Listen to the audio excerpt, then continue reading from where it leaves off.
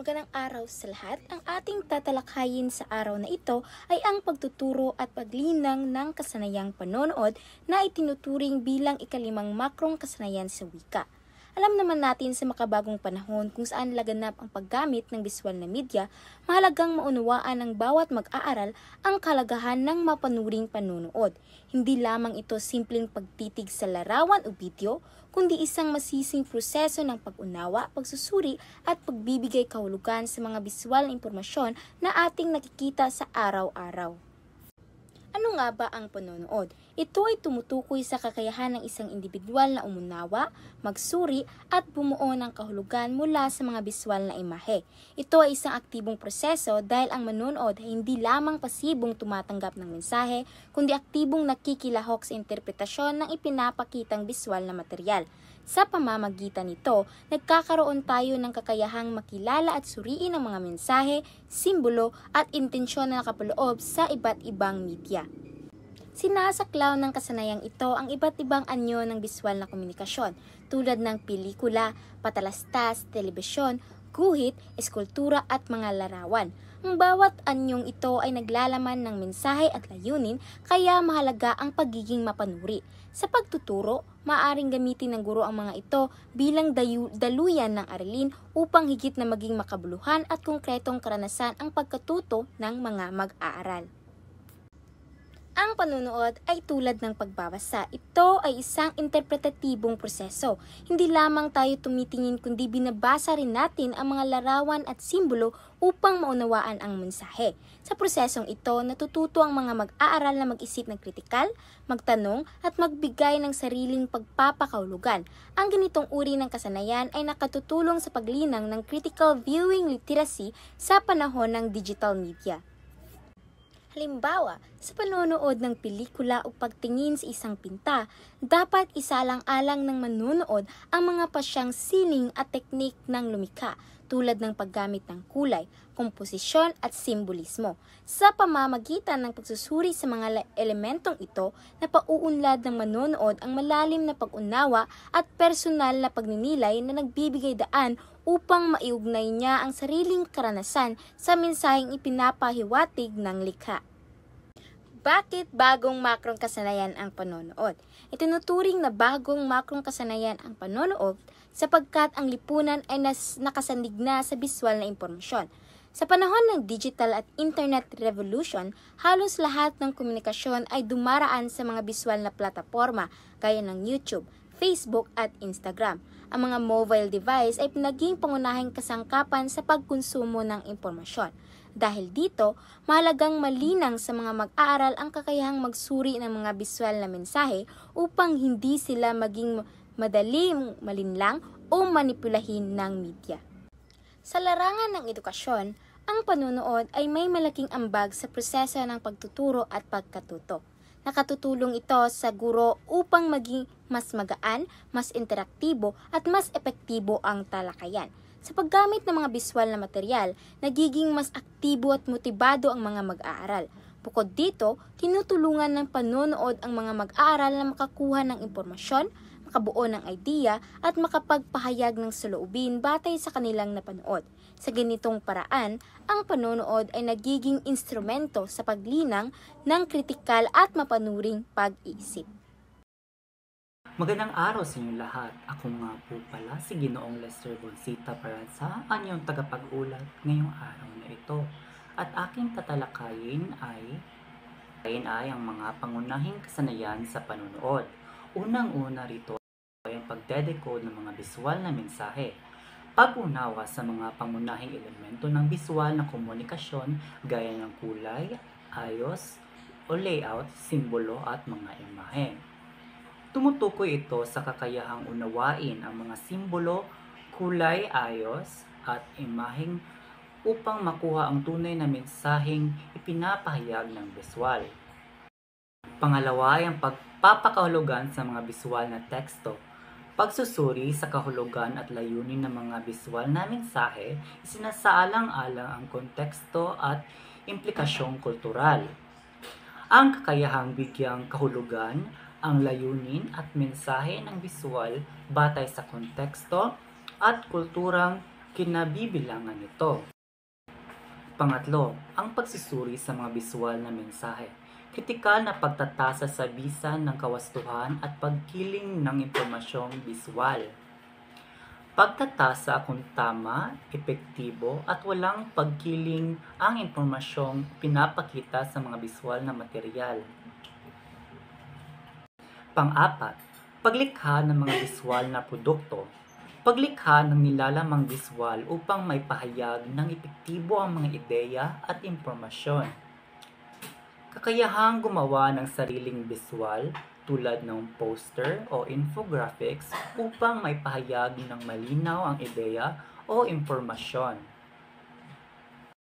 Ngayon, dumako naman tayo sa mga komponente ng pagpapanood at mga fundamental na prinsipyo. Unang-una rito ay nauunawaan at pinapakahulugan. Tumutukoy ito sa kakayahan ng mag-aaral na basahin at bigyang kahulugan ang mga biswal tulad ng larawan at simbolo. Natututo silang unawain ang mensahe sa likod ng kulay, anyo at konteksto ng imahe. Kaya't mas nauunawaan nila ang malalim na kahulugan at kultural na impluwensya ng biswal na komunikasyon. Pangalawa, sinusuri at pinupuna. Nakatuon ito sa kritikal na pag-iisip ng mag-aaral sa pagsusuri ng bisa, layunin at epekto ng mga biswal. Tinuturuan silang kilatisin ang nilalaman upang malaman ito kung ito ay makatotohanan, may bias, o may tiyak na layunin, kaya't nagiging mapanuri at responsable silang tagamasid ng media. Ngayon ay dumako naman tayo sa mga ang panonood ay kinasasangkutan ng mga sumusunod. Unang-una yung pag-unawa sa mga biswal na imahe at pagkonekta nito sa mga kalakip na pasalita o nakasulat na salita. Tumutukoy ito sa kakayahan ng mag-aaral na ipag-ugnay ang nakikita at naririnig o nababasa upang mas maunawaan ang kabuuang mensahe ng isang biswal na materyal. Pangalawa ay ang kabilang dito ang pagpapakahulugan ng mga imahe na kinakatawan ng mga salita at pag-uugnay ng mga biswal na imahe sa mga video, programming, pang-computer at mga website na may kasamang nakalimbag o pasalitang salita. Binibigyang diin dito ang pag-uunawa sa relasyon ng imahe at salita, lalo na sa mga modelo ng media gaya ng video at website kung saan pinagsasama ang biswal at teksto para may pahayag ang mensahe. Pangatlo, pinauunlad nito ang kasanayan sa pakikinig.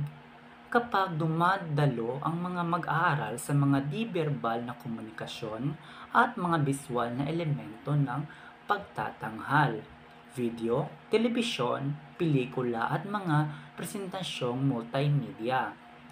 Nakakatulong ang panonood upang mahasa ang pakikinig dahil natututo ang mga mag-aaral na intindihin ang tunog, ekspresyon at galaw bilang bahagi ng kabuuang mensahe ng media. Pang-apat, pinauunlad nito ang kasanayan sa pagbabasa kapag nagbibigay pansin ang mga mag-aaral sa mga biswal o kalakip na teksto, halimbawa, chart, diagram, illustration na mga tiyak na teknik sa teksto, halimbawa, layout, kulay, simbolo at mga palagyang pananaw at kalidad sa iba't ibang uri ng media. Halimbawa rito ay ang dula at video. Ang panonood ay nakatulong din sa pagpapabuti ng kasanayan sa pagbabasa dahil natututo ang mga mag-aaral na unawain ang mga biswal na teksto at estruktura na karaniwang makikita sa iba't ibang media. Panglima, natututo ang mga mag-aaral na basahin ang mga larawan, diagram, pati na ang mga talahanayan, mapa at chart. Dito ay tinuturo nito sa mga mag-aaral na magbasa ng impormasyon mula sa biswal na anyo, hindi lamang sa salita upang makuha ang kahulugan ng datos mula sa iba't ibang biswal na representasyon. Magandang hapon po sa inyong lahat. Ako nga po pala si Princess Sana Area Ponte, ang tagapag-ulat ng Ang Proseso sa Panonood. Sa parteng ito ay may tatlo tayong pangunahing aralin na ating pag-uusapan. Una ay ang pag-unawa sa iba't ibang uri ng visual na teksto. Pangalawa, ang aktibong panonood. At ang huli at ang pangatlo ay ang ano ang ginagawa ng aktibong tagapanood. Sa bago manood ay may apat po tayo na dapat isaalang-alang. Una ay itakda ang inaasahan. Sa ganitong paraan po ay mabibigyan natin ng direksyon o layunin ang ating mga mag-aral habang sila ay manonood. Maari nating sabihin na habang pinapanood nyo ang video ay tukuyin nyo kung sino-sino ang mga tauhan at ano ang kanilang tungkulin na ginagampanan dito. Sa ganitong paraan ay mas bibigyan ng mga mag-aaral ng pansin ang mga karakter at ang kanilang mga tungkulin sa isang video na iyong binigay. Sunod naman ay ang pag-alam sa nilalaman. Bago natin ibigay ang isang materyales sa ating mga mag-aral, video man o hindi, visual lamang, ay kailangan nating alamin ang nilalaman nito o mga parte nito. Dahil kung hindi natin ito gagawin, maaring may hindi kaaya-aya o mga sensitibong bahagi ang ating naibigay sa kanila at ito ay magre-resulta sa hindi inaasahan. Pangatlo, nating isaalang-alang bago natin ipanood ang isang materyales o visual na material ay dapat natin isaaktibo muna ang mga naunang kaalaman ng ating mga estudyante. Ito ay magagawa natin sa pamamagitan ng pagtatanong na may naaalala pa ba kayo sa akdang Ibong Adarna o Florante at Laura o ano ang alam nyo sa akdang ito? Sa ganitong paraan ay mas napapadali ang layunin ng pagbibigay ng isang visual na teksto kasi magkakaideya na sila kung ano ang kanilang panonoodin. At ang panghuli naman na dapat nating isaalang-alang bago manood ay ang pinatnubayang atensyon o pansin. Ito ay ang pagpapanatili ng ating atensyon sa ating mga mag-aaral at sa isang material na ating ibinigay. Habang nanonood din sila, maaring o mas mabuti na magtanong tayo ng mga tanong na ano ang napapansin nyo sa video? Ano ang ugali ni karakter ni Ana? Ano ang ginagampanan ng karakter ni Jose? Sa ganitong paraan ay mas nagiging mapanuri at kritikal ang kanilang panonood. At sa ganitong paraan din ay mas magkakaroon sila ng critical thinking sa mga ugali o sa mga karakter o sa mga patnubay o layunin o direksyon na iyong ibinigay sa unang bahagi. Sa bahagi ito ay may tatlong bagay tayo na dapat isaalang-alang. Una ay ang pagbibigay diin sa mga mahalagang ideya. Sa parteng ito ay kinakailangan nating tutukan ang ating mag-aral as well as yung visual video na binigay o ipinano sa kanila. Dapat nating silang tungan na matukoy ang mga mahalagang impormasyon o ideya sa ating visual na ibinigay. Maaari natin itong gawin sa pamamagitan ng pagtatanong na ano ang mensahe ng eksenang ito? Ano ang kahulugan ng sinabi ni Ana kay Pedro? Sa ganitong paraan ay mas napapalalim natin ang kanilang pag-unawa sa ating visual na ibinigay at hindi lamang sila nanonood lang na walang layunin. Ngayon naman, ang pangalawang dapat natin isaalang-alang ay ang pagtigil at pagtatalakay. Sa mga visual na materials nating ibinigay, may mga mahalagang impormasyon talaga doon. At pag napanood na yon ng ating mga mag-aral, ay mas mabuti na atin itong itigil at talakayin. Sa parating ito, maaari nating pag-usapan muna ang isang eksena, isang halimbawa na iginawa o sinabi ng mga karakter doon. Dito natin malilinaw ang mga mahihirap na bahagi at mga bahagi na hindi kaagad na uunawaan. Sa ganitong bahagi din, pwede nating sabihin na base sa eksenang ito, may ideya ba kayo kung ano ang susunod na eksena o ano kaya ang gagawin ni Ana kay Pedro sa susunod na eksena? Sa ganitong paraan ay mas nagiging aktibo ang kanilang panonood at mas nahihingkayat sila natutukan yung mga pangyayari sa isang visual na ating ibinigay.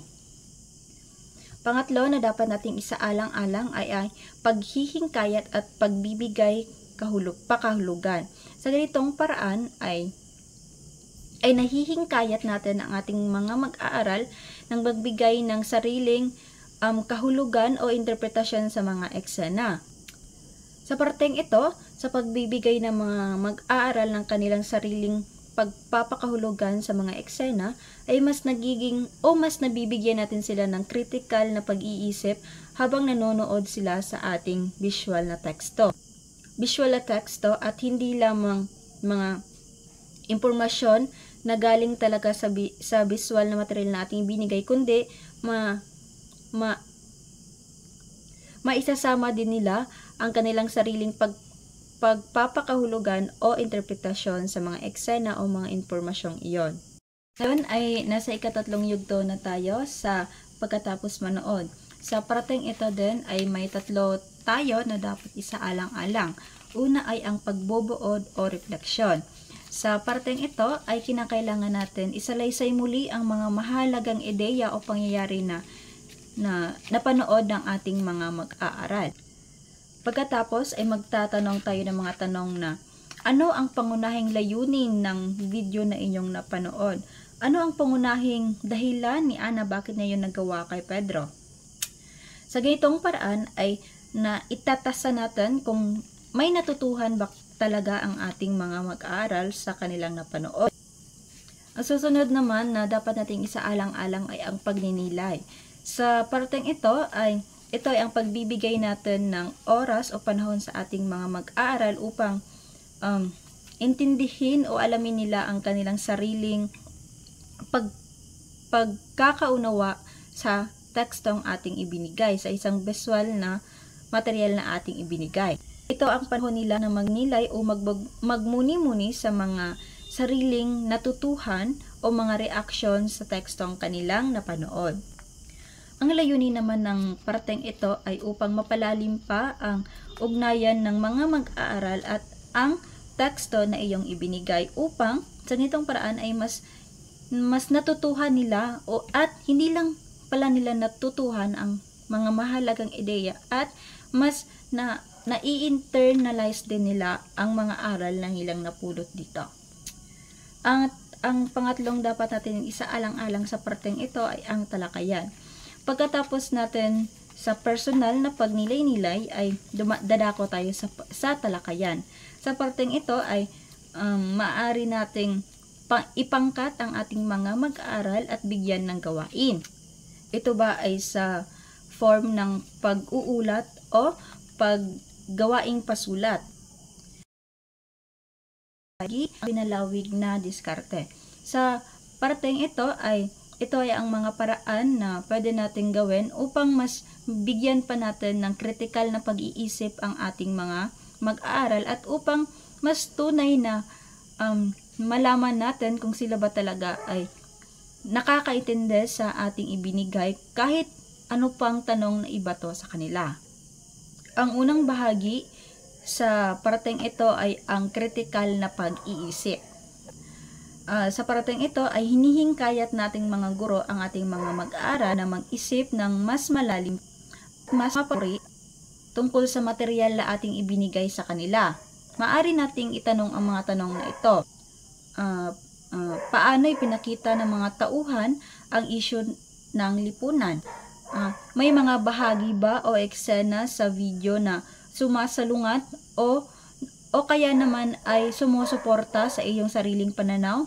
Bakit? Maaari mo ba itong ipaliwanag?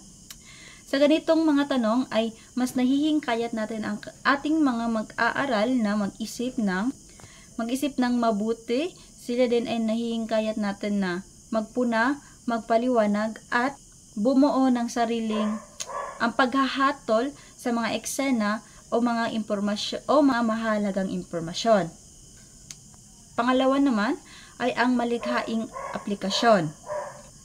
Sa yugtong ito ay binibigyan natin ng pagkakataon ang mga mag-aaral na ilapat ang kanilang mga natutuhan sa malikhaing paraan. Halimbawa na lamang, maaari silang gumawa ng isang proyekto, pagsasudula o pag-uulat na nagpapakita ng kanilang mga natutuhan sa video na iyong ibinigay o sa isang visual na konteksto na pag-aangkop na tayo. Ang pag-aangkop ay isang proseso kung saan binabago o minomodifika natin ang ating mga pamaraan sa pagtuturo upang mas maging epektibo angkop at mas makabuluhan ito sa ating mga mag-aaral. Kinakailangan natin na isaalang-alang ang edad at baitang ng ating mga mag-aaral. Ang paksang ating tatalakayin ay may 3 pangunahing gawain tayo. Una ay ang pagbabago ng estratehiya. Gaya nga nasabi ko kanina, kailangan nating iangkop ang ating mga pamaraan base sa ating mga mag-aaral. Halimbawa na lamang, kung ang ating mga mag-aaral ay mahina sa pakikinig dahil sila ay visual learners, kailangan mas marami tayong mga visual na material. Sa ganitong paraan ay natutugunan natin ang kanilang pangangailangan at mas natututo sila sa kanilang pamaraan.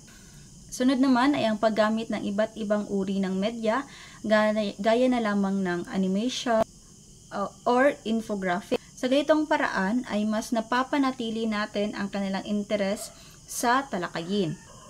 Halimbawa na lamang kung nagtuturo tayo ng science, mas maganda kung ang ating mag-aaral ay isang visual learners, mas maganda kung mag-provide tayo ng mga larawan kung ano nga ba ang proseso ng photosynthesis at iba pa. Ng mga teknolohiya gaya na lamang ng Canva. Alam naman natin na ang Canva ay isang interactive na website. Ito din ay masayang gamitin dahil madami itong template na magagamit natin upang mas maging makabuluhan ang ating talakayan. Ngayon ay nasa pangalawang aralin na tayo. Ito ay ang aktibong panonood. Ang aktibong panonood ay isang malay at mapanuring proseso ng pag-unawa ng mga visual na teksto gaya na lamang ng mga larawan, pelikula, dokumentaryo at video clip.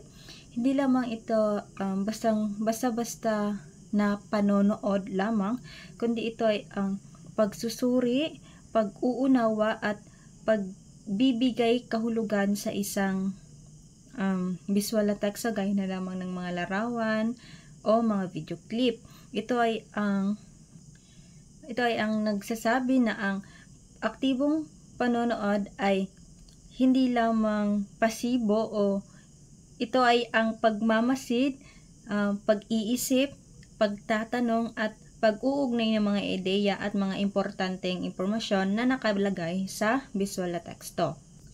Ang pangunahing layunin ng aktibong panonood ay ang pagiging visual literacy o ang kakayahan nating umintindi sa mga larawan, mga video clip o mga dokumentaryo ang ating napapanood o nakikita.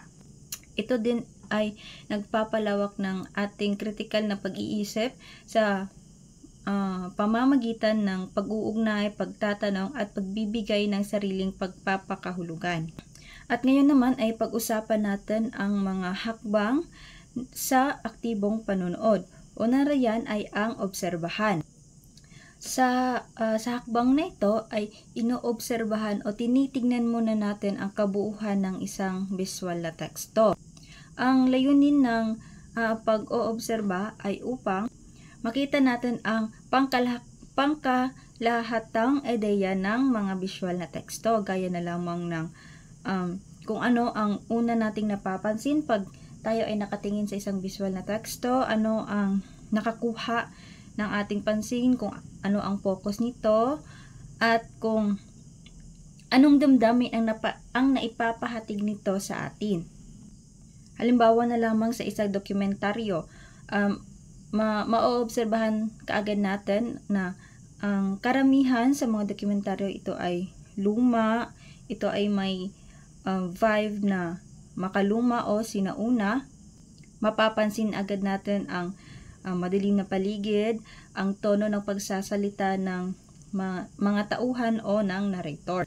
Sunod na hakbang naman ay ang suriin. Dito na natin pinag-aaralan ang bawat detalye ng isang visual na material. Halimbawa na lamang pagsusuri sa simbolo, kulay, ekspresyon at iba pang elemento na ating nakikita.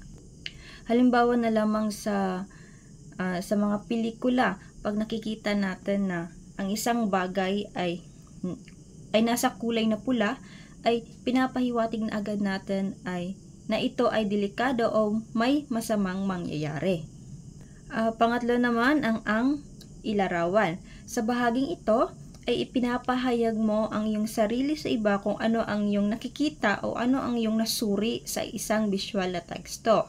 Maaari itong gawin sa pamamagitan ng pagsulat o pasalita. Para ka lamang nagkikwento kung ano ang iyong sariling pagbibigay pakahulugan o kung ano ang iyong naobserbahan, paano mo yung nasuri o ano ang dating sa iyo ng mga kulay, mga aksyon ng mga karakter o ano ang pinapahiwatig ng mga eksena sa iyo. Sunod na hakbang ay ang pagtatanong.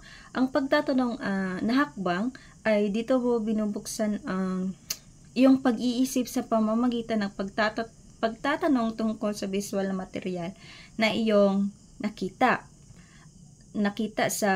Sa pamamaraan ng pagtatanong ay napapalalim nito ang ating pag-iisip. Gaya na lamang kung makakita tayo ng isang visual na teksto, tinatanong natin sa ating sarili o sa ating kapwa mag-aaral na ano ba ang layunin ng gumawa nito? Ano ba ang unang tungkulin ng mga karakter na ito? Bakit niya ginawa ang mga karakter na ito? Paano niya ito sinagawa? O kung ano-ano ang mga dahilan sa likod ng mga karakter o mga eksena na kanyang ginawa o nasa isang visual na teksto. Halimbawa na lamang pag nakakita tayo, napapatanong natin sa ating sarili nga, bakit kaya ganun ang naging reaksyon ng isang karakter? Bakit kaya pula ang ginamit na kulay ng taggagawa? Ano kaya ang ibig sabihin ng pula sa kanya? Panglima ay ang iugnay. Sa hakbang na ito ay uugnay natin ang mga nakikita natin sa ating sariling karanasan at pala sa dating kaalaman. Ang layunin ng hakbang na ito ay upang magkaroon tayo ng personal na connection sa mga visual para mas makabuluhan at mas madali natin itong maiintindihan at maisasabuhay. Halimbawa na lamang pag nakakita ka ng isang batang nag-aaral na nakikita mo rin ang iyong sarili noon na nag-aaral ka rin gaya niya. At ang huling hakbang naman ay ang bigyang kahulugan. Ito ang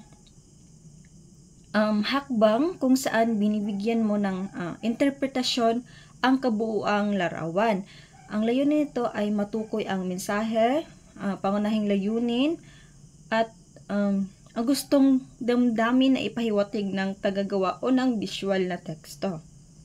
Sa hakbang na ito, sa huling hakbang na ito ay dito na natin nasasagot mga tanong natin gaya ng ano ang pangunahing layunin ng tagagawa, bakit ganito ang reaksyon ng tauhan, bakit pula ang ginamit.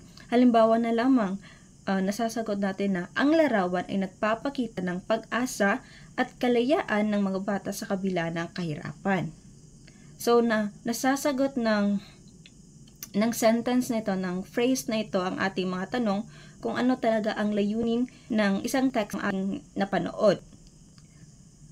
Kaya, sa madaling sabi, ang aktibong panonood ay hindi lamang nangangahulugang panonood, kundi ito ay ang daan o mga hakbang patungo sa visual literacy. Kung sasabihin natin visual literacy, ito ay ang kakayahan ng isang tao na maunawaan, makapagbigay ng sariling pagpapakahulugan at lumikha ng mga ideya sa mga tekstong visual na kanilang nakita. Sa mas madaling sabi, ang aktibong panonood na aralin ay ito ay ang pagbabasa gamit ang mata. Kung saan hindi mga salita ang binabasa, kundi mga simbolo, mga kulay, o mga visual na teksto. Sa proseso sa panonood, at ito ay ang aktibong tagapanood o ano ang ginagawa ng mga aktibong tagapanood.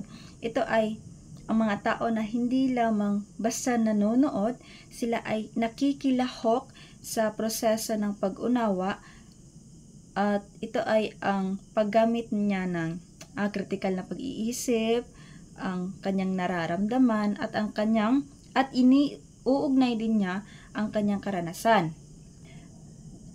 Dahil sa pamaraang ito, mas nauugnay niya ang isang visual na teksto sa kanyang sarili. Ang isang aktibong tagapanood ay kadalasang tinatanong ang mga tanong na ito sa kanilang sarili, gaya na lamang ng ano ang kinakatawan ng teksto, paano binuo ang teksto, ano ang mga palagay, interes, paniniwala at pagpapahalaga na ipinakita sa teksto, ano ang pangunahing layunin nito, kanino ito nakatuon, ano ang target audience nito, ano ang personal na connection at ugnayan na maari kong maisaugnay teksto ito. So, kung ikaw din ay tinatanong sa iyong sarili, ikaw ay nakakita ng visual na teksto, ay ikaw ay isang aktibong tagapanood o visual learner. Dapat din nating maunawaan na ang pag-unawa sa proseso ng panonood ay kasing halaga din ng pag-unawa ng proseso ng pakikinig at pagbasa. Dahil sa panonood lamang ay nakakakuha na tayo ng mga panibagong mga ideya, may mga tao na mas natututuhan nila ang isang teksto pag ito ay napresenta sa kanila na visual. At ngayon naman ay pag-usapan natin ang bawat yugto ng aktibong tagapanood. Una ay ang bago manood o ang previewing. Ang yugto nito ay dito naghahanda ang mga mag-aaral sa kanilang mga karanasan sa napanood nila. Ang layunin ng yugtong ito ay upang maihanda ang kanilang isipan sa paksa upang maging mas makabuluhan ang kanilang pag-unawa. Dito nila ginagawa ang pagpapagana ng kanilang skema o naunang kaalaman sa isang teksto o sa isang pangyayari o isang bagay. Ito ay ang pag-alala nila sa mga naunang karanasan na naging tulay din upang natuto sila sa isang bagay. Dito din ay naghahanda sila sa mensahe, sa paghuhula o pagpapalagay, nagtatanong at nagpapalagay sa layunin ng panonood.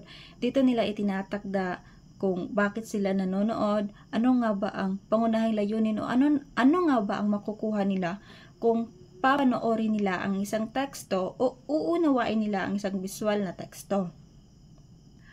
So, sa madaling sabi, ang unang yugto nito, ang previewing, ay nakatuon lamang ito, parang hinahanda lamang ng isang visual learner ang kanilang sarili at ang kanilang utak bago nila simulan o bago nila unawain ang kanilang o ang isang visual na teksto. Sunod na yugto naman ay ang habang nanonood o during viewing. Ang yugtong ito ay ang isang aktibong tagapanood ay hindi lamang nanonood kundi nakikilahok din sa proseso ng pag-unawa. Gaya na lamang siya ay nagsusuri sa pagtiyak sa pag-unawa. Sinusubaybayan niya ng maigi ang mga eksena, ang mga pangyayari, ang mga dahilan ng mga karakter. Tapos may kakayahan din siyang iugnay ang mga pangyayari, ang mga reaksyon, ang mga damdamin ng mga karakter sa kanyang sariling karanasan. Ang isang visual learner din ay may kakayahang manghula or parang na-predict nila na ay, ito yung nangyari sa ekseneng ito. Sure ako o may ideya ako sa susunod na mangyari.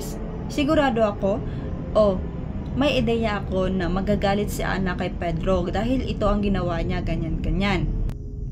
Tapos, kung hindi naman naging tugma ang kanyang paghuhula o nagiging prediction ay kinukumpara niya ito sa kanyang sa totoong nangyari o sa totoong eksena sa kanyang sariling prediction o paghuhula. Sunod ay ang pagpapakahulugan at pagbubuod. Binibigyang kahulugan niya ang mga simbolo, mga kulay, mga reaksyon at damdamin ng mga karakter na niyang nakita. Ang dito din ay ang isang aktibong ay humihinto upang magmuni-muni. Ito ay ang panandaliang paghinto dahil sinusuri niya ng maayos kung ano ang ibig sabihin o pinapahiwatig ng isang simbolo at kulay sa kanya. Sunod ay ang pagsusuri at ebaluasyon. Dito niya tinatasa kung epektibo o makatotohanan ang nilalaman ng panonood. Sa madali, ang yugtong ito ay ginagamit ng mga mag-aaral o ng isang aktibong tagapanood ang kritikal panuri nilang isipan upang maintindihan ang detalye at mensahe ng visual. Hindi lamang yung pangunahing layunin, kundi iniintindi din nila ang bawat simbolo, kulay at mga reaksyon na kanilang napanood. At ngayon naman sa huling yugto na tayo, ito ay ang pagkatapos manood o after viewing and responding. Sa yugtong ito ay tinutugunan ng mga mag-aaral ang napanood sa akdang personal, analytical at malikhain. Sa yugtong ito ay nagmuni-muni ang isang aktibong tagapanood sa mga kahulugan. Pinagninilayan ng mga mag-aaral at ang kanilang damdaming nakuha mula sa palabas. Sinasabi o hinihinuha nila, nag-self-assess sila bakit nila iyon nararamdaman sa isang visual na teksto. Sa yugtong ito din ay nahihinuha ng isang aktibong tagapanood kung siya ba ay bias o ang kanyang mga hinuha ba o mga paghuhula sa mga susunod na eksena ng isang video ay makatotohanan o makabuluhan ba. Dito din niya ginagamit o nagagamit din niya ang paglikha ng malikhaing interpretasyon. Ang isang aktibong tagapanood ay may kakayahang ipahayag niya ang natutunan sa malikhaing paraan tulad ng paggawa ng poster, tula, reaction, maikling dula. So kung mapapansin ninyo, sa yugtong ito, sa huling yugtong ito ay maipamamalas ng isang aktibong tagapanood o ng isang mag-aaral na aktibong tagapanood na maibahagi niya ang kanyang natutuhan sa isang malikhaing pamamaraan din. Kaya niyang mag-produce ulit ng isang malikhaing visual base sa kanyang nararamdaman, sa kanyang nahihinuha at naiintindihan sa visual na teksto o material. So, ang konklusyon ng proseso sa panonood ay pinapahiwatig nito sa atin na ang panonood ay hindi lamang pagtitig o pagtingin sa isang visual na material, kundi ito din ay may proseso kung saan ito ay naiintindihan natin, may kakayahan tayong magbigay ng sariling pagpapakahulugan at na iugnay din natin ito sa ating sariling kasanayan. Sa kabuuan, ang proseso ng panunood ay nagtuturo ng visual literacy o kasanayan natin na nakasanayan natin sa pag-unawa sa isang visual na material. Ito ay mahalaga sa makabagong panahon dahil alam naman natin na mas dumadami ang mga visual na mga material. Ito din ay tinatangkilik na ng kahit sa atin, mas dumadami ang mga mag-aaral na mas nakakaintindi at mas gugustuhin pang tumingin lang sa isang visual na material kaysa sa makinig at magbasa. At yun lamang po sa proseso sa pakikinig. Maraming salamat. Yun, dumako naman tayo sa mga balangkas at estratehiya sa panonood. Mga kumbensyon ng biswal na teksto. Ano nga ba ito? Ito ay tumutukoy sa mga pamantayang katangian at pamamaraan na ginagamit upang makipag-usap gamit ang imahe. Nakakatulong ang mga ito sa mga manonood na bigyang kahulugan ang mensahe, mood o layunin ng isang visual na teksto. Una na rito, ang technical na kodigo o technical codes. Ito ay tumutukoy sa technical na construction ng mga imahe o pelikula. Kabilang na dito ang mga anggulo ng kamera, kuha o shots, paggalaw ng kamera, pag-iilaw, pag-frame, perspektibo, layout, at mga nangungunang linya. Sa halimbawang ito, ang paggamit ng anggulo ng kamera sa pelikula ay isang mahalagang teknik sa visual na komunikasyon. Kapag ang kamera ay nasa antas ng mga batang lalaki, pinapakita nito ang mundo mula sa kanilang perspektibo, isang paraan upang ipadama sa manonood ang kanilang karanasan, damdamin, at limitadong kapangyarihan. Samantalang, kapag tumitingala ang kamera sa mga matatanda, nililikha nito ang impresyon na sila ay makapangyarihan, nakakatakot o dominante. Pinapagitan nito ang visual hierarchy ng mga tauhan. Ang kahalagahan ng ganitong teknik ay nakasalalay sa pagpapalalim ng emosyonal na koneksyon sa mga manonood. Sunod naman ay ang kodigo sa pagkakasulat. Ito naman ay tumutukoy sa anumang nakasulat na salita sa isang imahe o pelikula.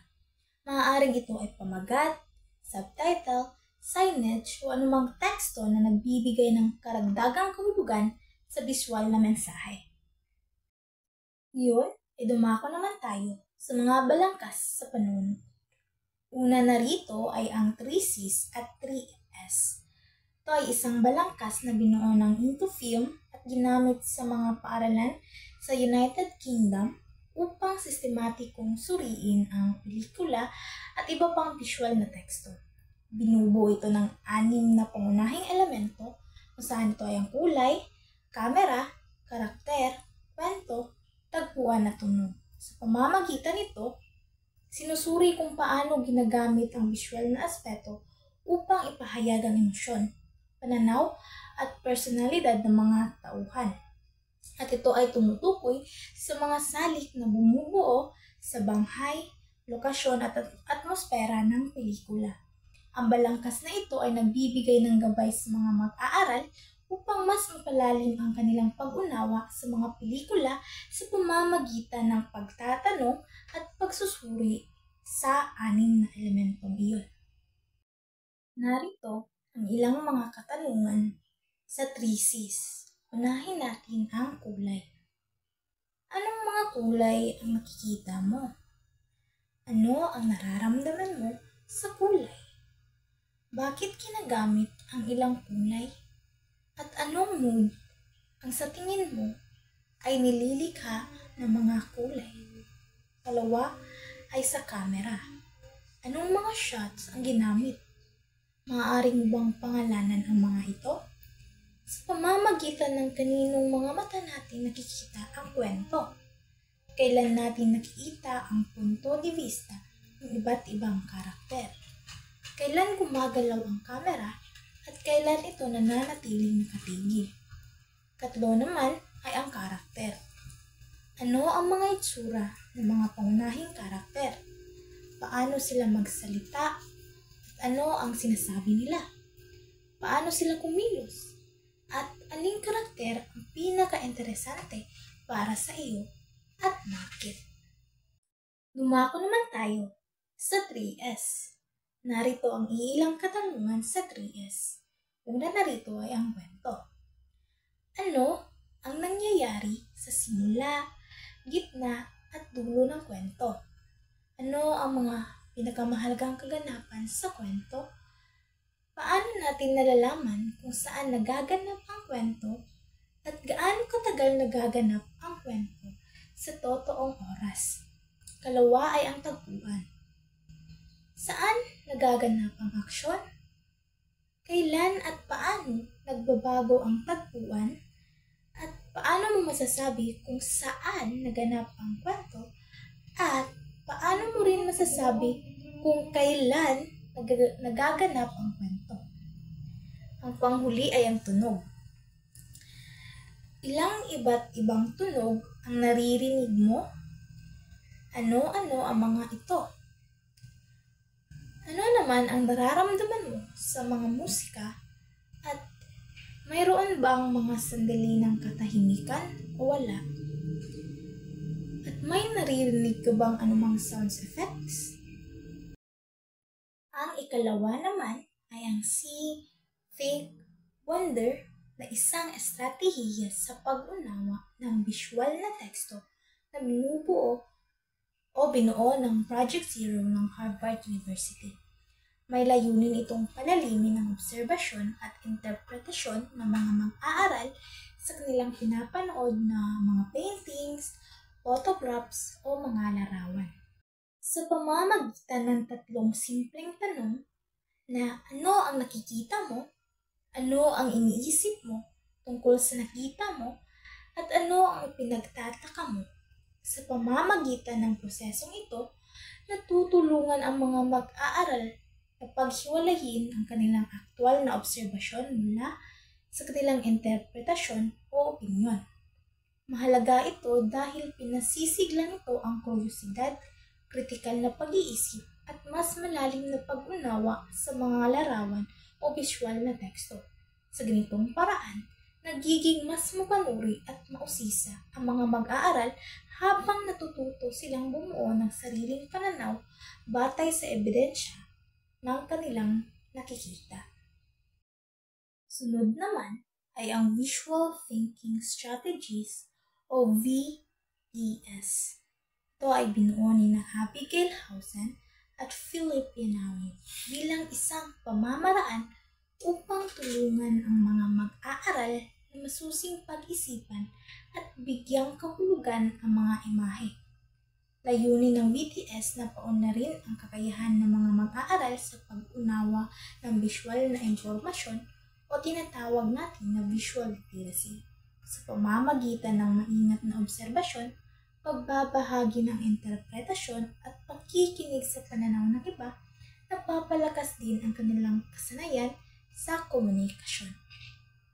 Narito ang pamamaraan sa estratehiyang ito. Tahimik na obserbasyon ng imahe at pagtatanong ng guro ng mga open-ended questions, kagaya na lamang ng ano ang nangyayari sa larawang ito, ano ang nakikita mo na nagpapaniwala sa iyo na sabihin iyon, at ano pa ang mahahanap natin sa larawan. Pagkatapos, ang mga mag-aaral ay nagsasagawa ng masusing pag-obserba sa imahe, ibinabahagi ang kanilang mga napansin at pinagtitibay ang kanilang mga ideya gamit ang mga ebidensya. Nakikinig sila sa opinyon ng kanilang mga klase at isinaalang-alang ang iba't ibang pananaw. Sa pamamagitan ng bukas na talakayan, tinutuklas nila ang maraming posibleng interpretasyon at sama-samang bumubuo ng mas malalim na pag-unawa sa kahulugan ng visual na teksto. Sa visual thinking strategies, mahalaga ang papel ng guro sa paggabay sa talakayan. Siya ay maingat na nakikinig sa bawat komento ng mag-aaral upang maunawaan ang kanilang pananaw. Ipinapaliwanag niya ang mga tugon upang maipakita ang wastong paggamit ng wika at mas mapalalim ang pag-unawa. Habang nagaganap ang diskusyon o talakayan, itinuturo ng guro ang mga tampok sa likhang sining na binabanggit ng mga mag-aaral at pinasisigla ang pagbuo ng obserbasyon at interpretasyon sa pamamagitan ng scaffolding. Pinapatunayan niya ang bawat individual na pananaw, iuugnay ang mga magkakaugnay na ideya at binibigyang diin ang mga punto sa pagsang-ayon o hindi pagsang-ayon. Sa ganitong paraan, napapalakas ang isang hanay ng mga ideya na nagmumula sa sama-samang pag-iisip ng klase.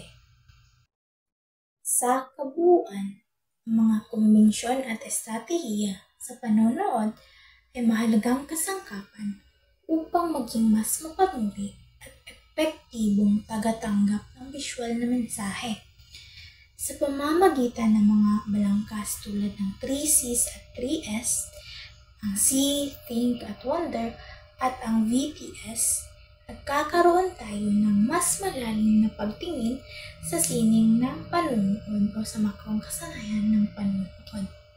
Ngayon naman ay pag-uusapan natin ang close viewing. Ang masusing panonood o close viewing ay katulad ng tinatawag nating close reading sa teksto.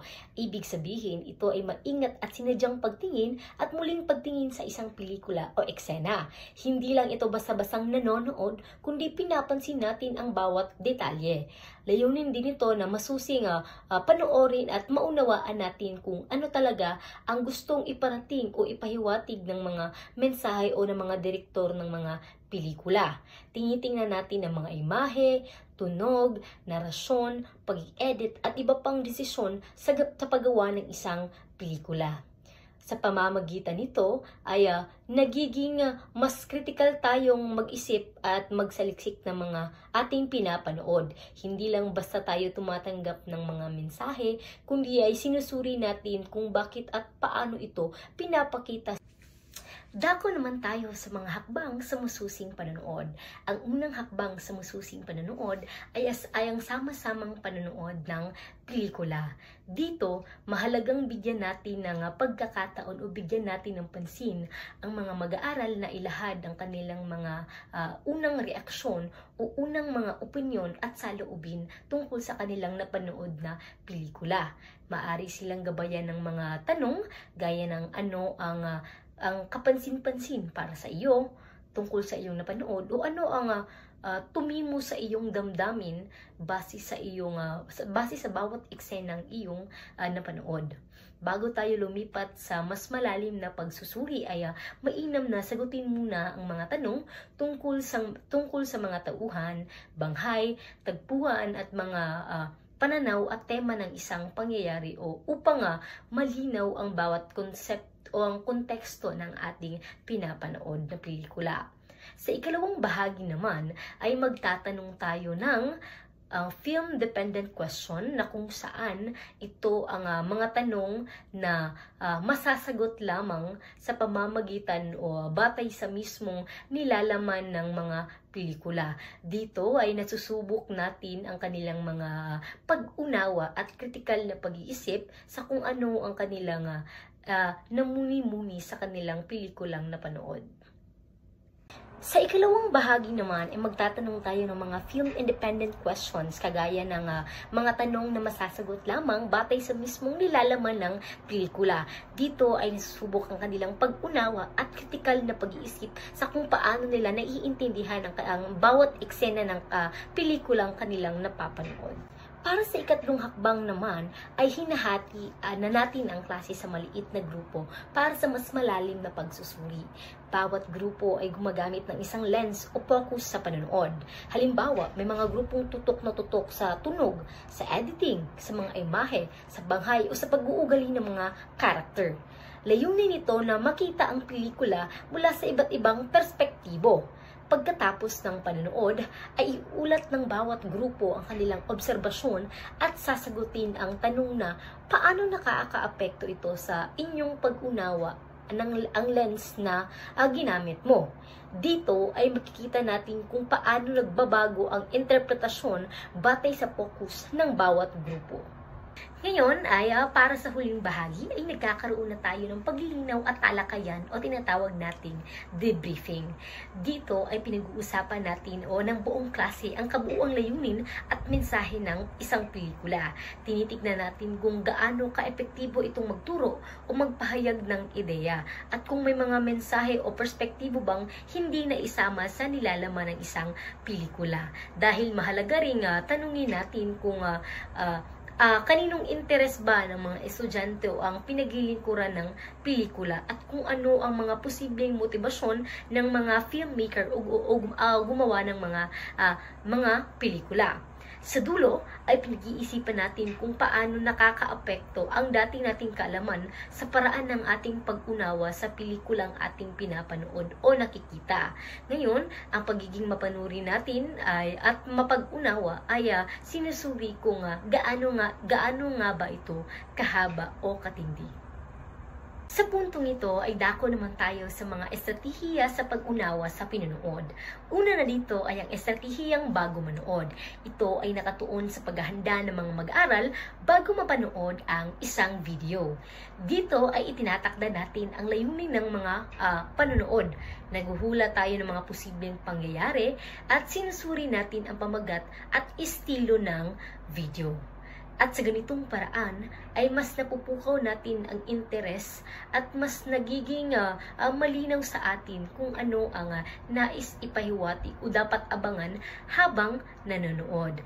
Maaari rin silang gumamit ng KWL chart o anticipation guide upang masukat ang dating kaalaman nila at ang mga inaasahang matututuhan nila sa kanilang panonoorin. Habang nanonood naman ay mas nagiging aktibong tagamasid ang isang mag-aaral. Dito ay ginagamit niya ang kakayahan niyang huminto, mag-rewind at magtanong upang nang sa ganun ay mas mapalalim pa ang kanyang pag-unawa. Pagkatapos manood ay mahalagang maproseso ng mag-aaral ang napanood sa pamamagitan ng pagbubuod at pagsusuri. Sa modality analysis ay sinusuri natin kung aling anyo ng komunikasyon, tunog, imahe o teksto ang mas epektibong nakapagpapahayag sa bawat mag-aaral. Sa metric analysis naman ay sinusuri ang epekto ng videong napanood batay sa views, shares, reactions at ng mga opinyon ng mga manonood. At sa puntong ito ay hinahasa din natin ang kakayahan ng mga mag-aaral sa pag-iisip at pagbibigay ng mga responsableng tugon at kung paano nila mas mapapalalim pa ang kanilang mga pag-unawa. Ang huling yugto naman ay ang pinalawak na pag-unawa na kung saan umaangat ang pag-iisip ng isang mag-aaral sa mas mataas na antas. Dito ay pinagninilayan nila kung paano natutuganan ba ng video ang kanilang mga layunin at kung paano ito maihahambing sa iba pang mga pelikulang kanilang napapanood. Ang rough strategy ay nagbibigay daan upang mailapat ang mga natutuhan sa malikhaing paraan, maaaring sa vlog, poster o sa mga sanaysay at iba pang mga gawaing kanilang may papahayag kung ano ang kanilang mga magiging tugon. At sa ganitong mga hakbang ay nagiging tagalikha ang mag-aaral, hindi lamang sila tagamasid. Para sa panghuli ay pag-uusapan naman natin ang dalawang uri ng manonood. Ang unang uri ng manonood ay ang pasibong manonood.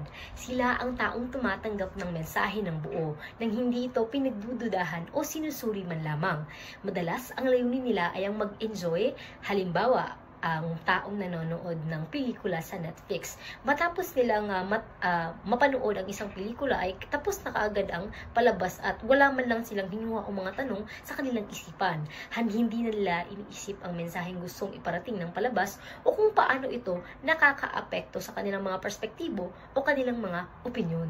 Kaya sila ay tinatawag na pasibo sapagkat tumatanggap lamang sila ng mga impormasyon at hindi na sila nakikilahok pa. Samantala, ang aktibong manonood naman ay kabaliktaran ng pasibo. Hindi lamang siya basta-bastang nanonood, kundi ay nagsusuri at nag-iisip siya habang pinapanood ang isang video o palabas. Nakikilahok din siya sa maaaring magbigay ng mga komentaryo, opinyon, magtanong o maging magbahagi ng kanilang reaksyon sa social media matapos nilang mapanood ang isang pelikula.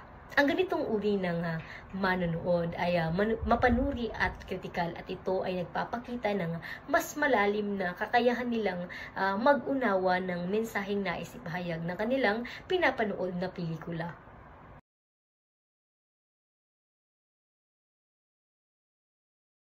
Magandang araw sa lahat. Ngayon, ating tatalakayin ang tungkol sa pagtuturo at pagkatuto sa panonood. Sa kasalukuyang panahon ng digital media, hindi sapat na marunong lamang tayong bumasa at sumulat.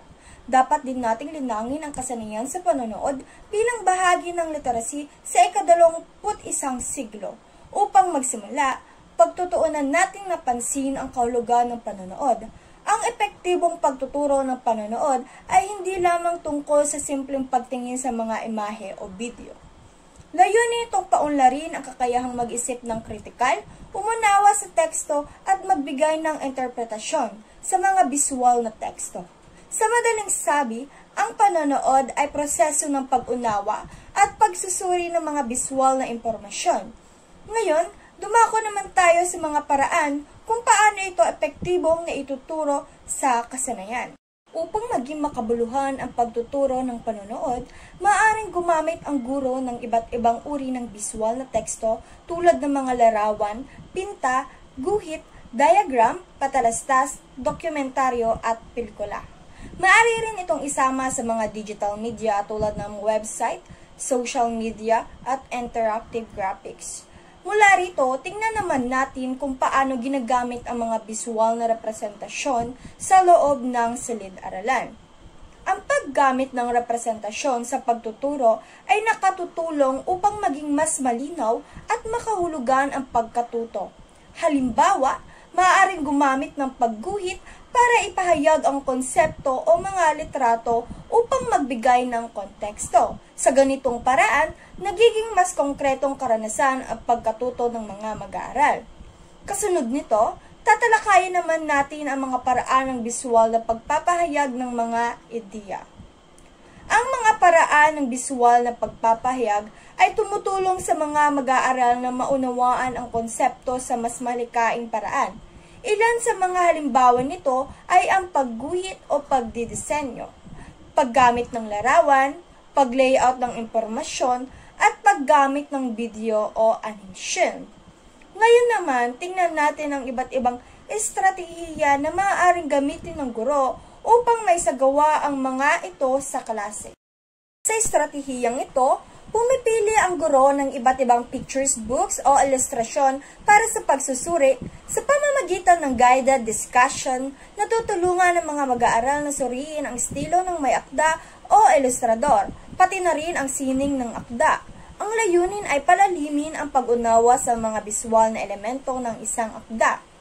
Pagkatapos nito, isa pang pakipakinabang na paraan ng pagkatuto ay ang gallery walk. Sa gallery walks, ang mga mag-aaral o guro ay bumubuo ng mga display o presentasyon tungkol sa iba't ibang aspekto ng paksa. Karaniwan, may isang mag-aaral na gumaganap bilang curator na naglilinaw sa mga tanong ng iba. Sa ganitong paraan, nagiging interaktibo ang pagkatuto at naipapakita ang kalaman sa malikhaing paraan.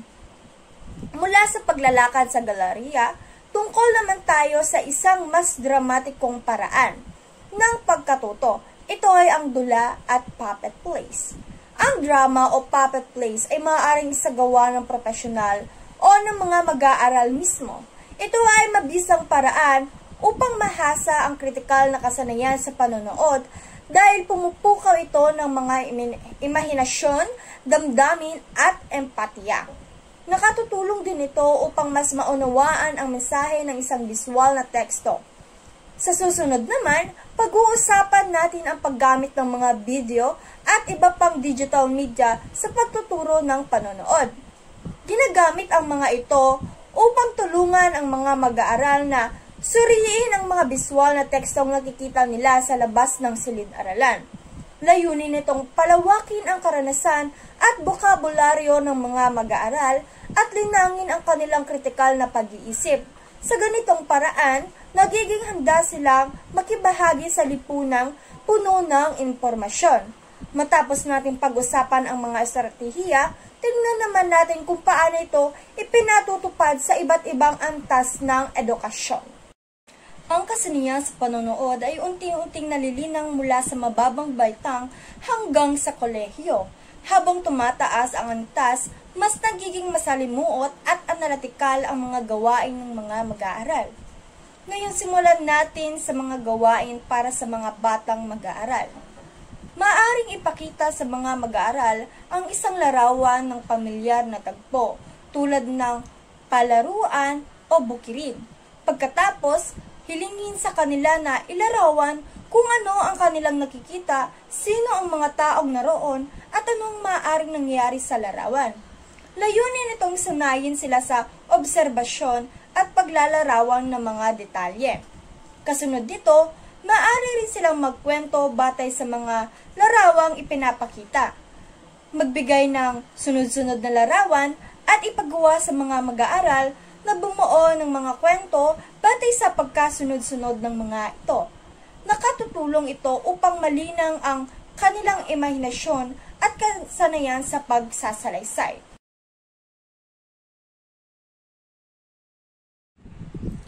Pagkatapos naman nito, maaring nang ipakilala sa mga mag-aaral ang pagsusuri ng patalastas. Ipatunghay sa mga mag-aaral ang isang maikling patalastas, talakayin kung ano ang produktong ibinebenta, sino ang target ng tagapanood, at ano ang teknik ang ginagamit upang mahikayat ang manonood. Sa ganitong paraan, natututo silang maging mapanuri sa mga mensaheng nakikita sa media. Mula sa mga bata, tungo naman tayo sa mga mag-aaral sa mataas na paaralan. Ito ay, sa mataas na paaralan, mas malalim na ang pagsusuri ng mga mag-aaral. Ito na yung mga baitang ikapito hanggang kolehiyo. Maaring panoorin nila ang isang dokumentaryo tungkol sa isyong panlipunan o pangkapaligiran. Pagkatapos, susuriin nila ang layunin, target ng tagapanood at mga posibleng pagkiling ng mensahe. Gayon din, maaari silang magsagawa ng proyekto sa social media literacy o mag-anlisa ng political cartoon at infographic upang matukoy ang mensahe at lohikal na visual ng pangangatuwiran. Ngayon, bilang pagtatapos, balikan natin ang kabuuang layon ng pagtuturo ng panonood. Sa kabuuan, ang pagtuturo ng panonood ay isang mahalagang bahagi ng literacy na dapat malinang sa bawat antas ng edukasyon. Hindi ito basta kasanayan sa pagtingin, kundi proseso ng pag-unawa, pagsusuri at pagpapahalaga sa mga impormasyong biswal.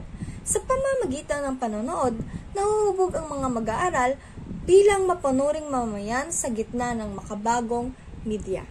At ayun lamang para sa pagtuturo ng panonood.